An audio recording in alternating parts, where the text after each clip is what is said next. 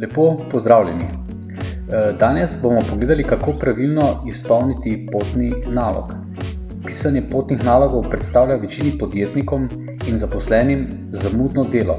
Toda gre za zelo pomemben dokument, saj nepravilno izpolnjeni in vodeni potni nalogi predstavljajo dodatno plačilo davka tako za podjetje kot tudi za zaposlenega. Nepravilno napisane in obračunane potne naloge pa davčni inšpektor z lahkoto odkrije.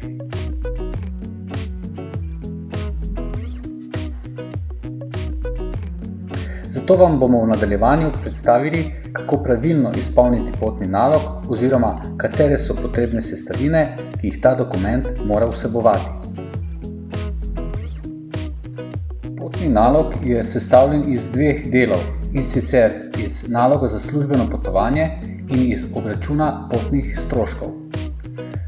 Nalog za službeno potovanje mora vsebovati zaporedno številko potnega naloga, datum izdaje potnega naloga, ime in priimek osebe, ki opravi službeno pot, delovno mesto osebe, ki opravi službeno pot, naslov bivanja osebe, ki opravi službeno pot, dan, na katerega oseba opravi službeno pot in jasno naveden pričetek ure potovanja.